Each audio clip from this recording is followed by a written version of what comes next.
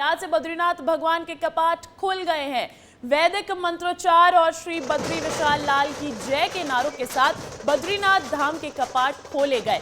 इस समय 20,000 से ज्यादा श्रद्धालु मौजूद रहे। इससे पहले ब्रह्म मुहूर्त में मंदिर के बाहर गणेश पूजन हुआ। इसके बाद पुजारियों ने द्वार पूजा की और मंदिर का कपाट 3 चाबियों से खोला गया। देखिए, बद्रीनाथ 4 धाम में से एक धाम है जिसका हिंदू धर्म में बहुत महत्व है। ऐसे में ये तस्वीरें देखिए, ढोल नगाड़ों के साथ श्रद्धालु वहां पहुंचे हुए हैं। बद्रीनाथ मंदिर के कपाट खुल गए हैं। हर साल हजारों 4 धाम यात्रा के लिए निकलते हैं और ऐसे में यहां पर भी भारी संख्या में श्रद्धालु पहुंचे हुए हैं।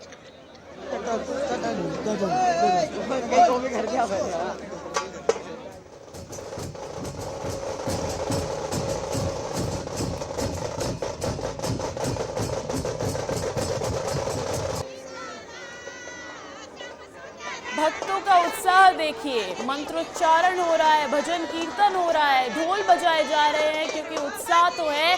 आज बद्रीनाथ भगवान के कपाट खुल गए हैं। वैदिक मंत्रोच्चार और श्री बद्री विशाल लाल की जय के नारों के साथ बद्रीनाथ धाम के कपाट खोले गए हैं। ऐसे में भक्तों में उत्साह भरपूर नजर आ रहा है। भारी संख्या में श्रद्धालु वहां पहुंचे हुए हैं और तस्वीरें ये सारा उत्साह बयां कर रही है।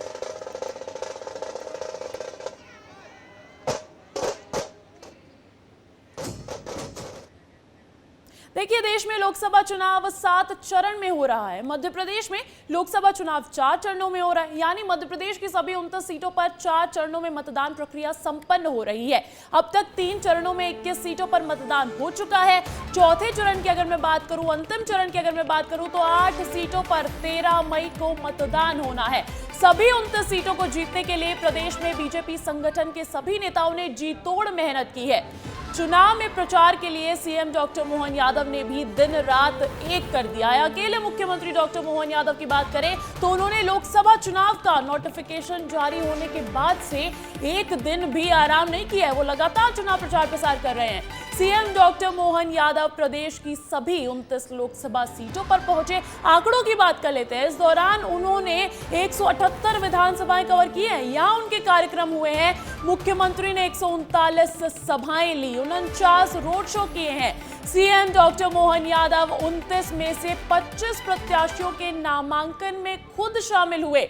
सीएम 13 अलग अलग जिलों में रात में भी रुके हैं। तो देखिए, ताबड़तोड़ प्रचार।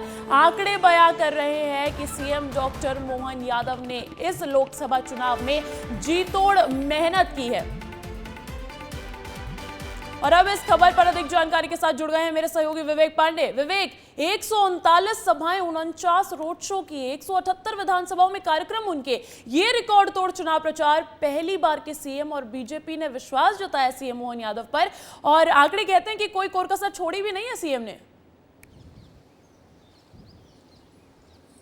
बिल्कुल अंजलि, 2024 के इलेक्शन में मोहन यादव की पहली परीक्षा थी और पहली परीक्षा में पास करने के लिए उन्होंने जी तोड़ मेहनत की। नतीजे कुछ भी हों, लेकिन अभी तक उन्होंने 190 से अधिक सभाएं की है। और खास बात यह है कि सभी प्रत्याशियों तक वो भले ही नहीं पहुंच पाए, लेकिन अधिकांश 24 प्रत्याशियों के नामांकन फॉर्म के दौरान वो खुद मौजूद रहे। इसके अलावा नाइट स्टे की बात कर ली जाए तो छिंदवाड़ा से ये शुरुआत होती है। छिंदवाड़ा में जब बीजेपी पूरी तरीके से सक्रिय थी छिंदवाड़ा के गढ़ को भेदने के लिए, तो मोहन यादव के वहाँ 2 नाइट स्टे हुए और बाकायदा वहां की रणनीति को लेकर उन्होंने चर्चा की। इसके अलावा उज्जैन है, मालवा की कई सीटें हैं जहां पे सीएम नाइट स्टे करके वहां पे स्थिति जानी। ग्वालियर चंबल की 2 सीटें हैं, गुना है, ग्वालियर है, यहाँ पे रात को मंथन किया, तमाम पार्टी के कार्यकर्ताओं के साथ बैठक की। सबसे अधिक अगर लोकसभा में किसी ने दौरे या सभाएं या जनसभाएं की हैं, रोड शो हुए हैं, तो वो मोहन यादव के हुए हैं। और पहली बार के सीएम इस तरीके से जनता के बीच गए कि करीब 170 से अधिक विधानसभाओं को इन 50 से 56 दिनों के अंदर कवर कर लिया। और बात कर ली जाए मोहन यादव के अलावा और नेताओं की, तो सीएम शिवराज 60 से अधिक सभाएं और रोड शो की है, क्योंकि शिवराज सिंह चौहान खुद चुनावी मैदान में थे, विरसा से चुनाव लड़ रहे थे, इस वजह से उनकी सभाएं कम है। जबकि पिछले 2023 के इलेक्शन की बात कर ली जाए तो मोहन यादव ने पूर्व तत्कालीन शिवराज सिंह चौहान के रिकॉर्ड को भी ब्रेक थ्रू किया है।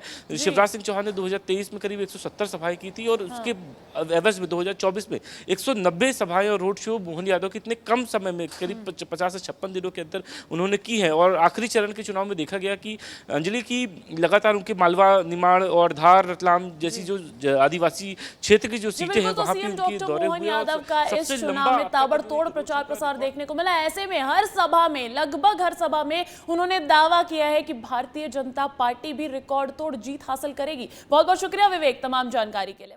देखिए, इंदौर में सीएम डॉक्टर मोहन यादव ने क्या कहा वो भी, उस पर भी चर्चा कर लेते हैं। उन्होंने कहा कि इंदौर और मालवा में बीजेपी की ऐतिहासिक जीत होगी। उन्होंने कहा कि आजादी के बाद पहली बार कांग्रेस की हवा निकल गई। उन्होंने दावा किया है कि लोकसभा चुनाव में बीजेपी की सीटें 400 पार आएंगी। सुनवाते हैं आपको।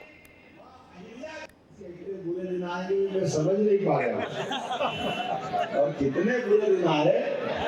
आजादी के पहले से आज तक कभी ऐसा नहीं हुआ कि कांग्रेस ने लोकसभा या विधानसभा चुनाव के पहले ही पहली बार घुटने टेकते हुए इतिहास में यहाँ कांग्रेस के प्रदेश के द्वारा हम सब जानते हैं कि समाजवादी पार्टी के माध्यम से खजुराहो सीट में कांग्रेस ने कॉम्प्रोमाइज करके किसी दल के साथ मिलकर के पहली बार चुनाव लड़ने का निर्णय किया।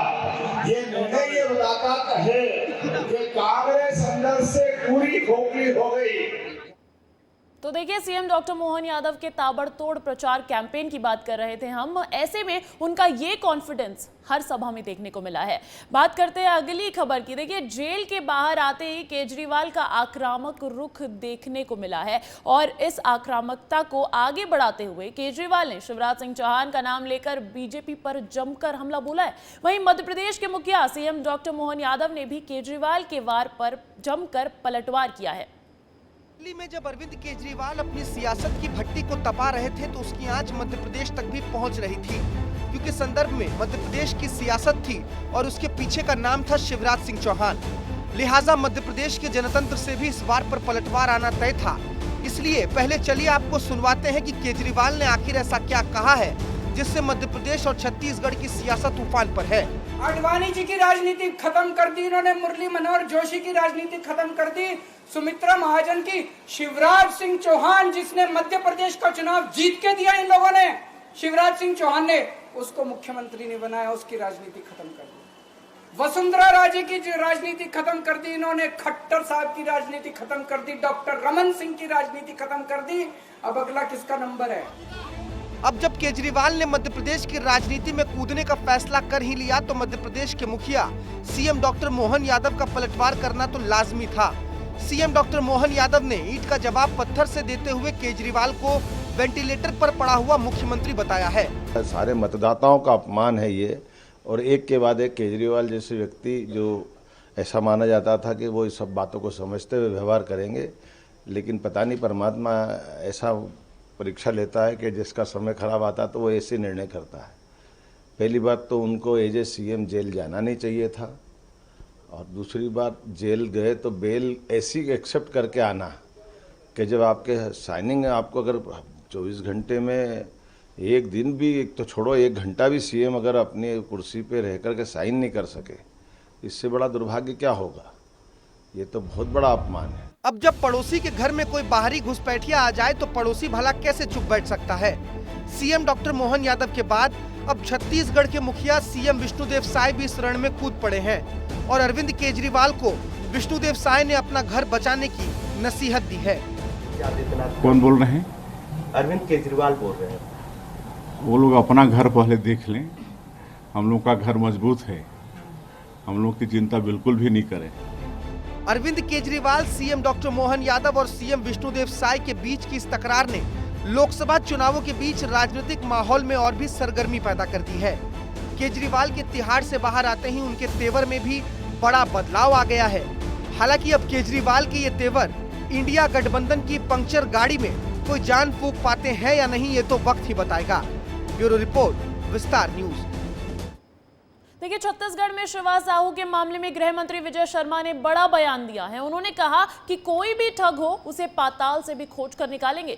शिवा साहू पर शुक्रवार को एक नई शिकायत दर्ज की गई है। शिवा साहू पर सारंगढ़ के बीजेपी नेता गिरवर निराला ने 26 लाख रुपए की धोखाधड़ी का आरोप लगाया।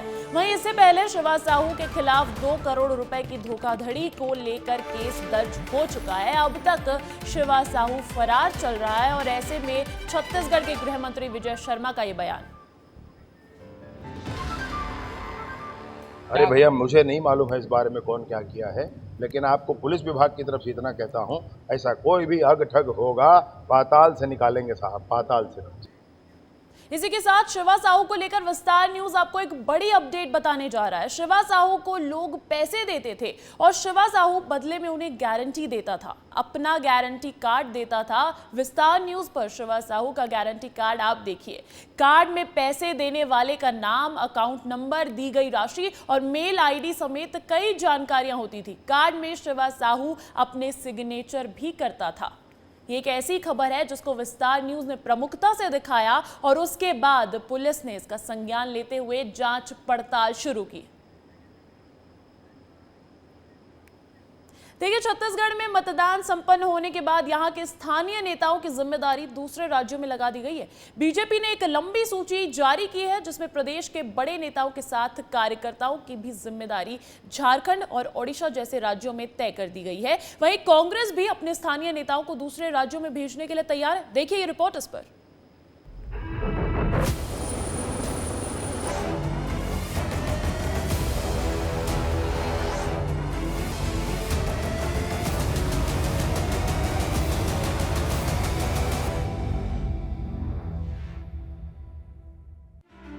छत्तीसगढ़ में तीसरे चरण के मतदान के बाद भाजपा के मुख्यमंत्री और प्रदेश अध्यक्ष समेत सीनियर मंत्रियों, सांसदों, विधायकों भाजपा प्रत्याशियों के पक्ष पर प्रचार करने के लिए उड़ीसा और झारखंड में तैनात कर दिया गया है। मुख्यमंत्री विष्णुदेव साय और प्रदेश अध्यक्ष किरण सिंहदेव 8 मई से ही उड़ीसा प्रचार में पहुंच गए हैं। आपको बता दें, उड़ीसा में लोकसभा के साथ विधानसभा का भी चुनाव हो रहा है, जिसको लेकर छत्तीसगढ़िया नेताओं को बड़ी जिम्मेदारी मिली हुई है।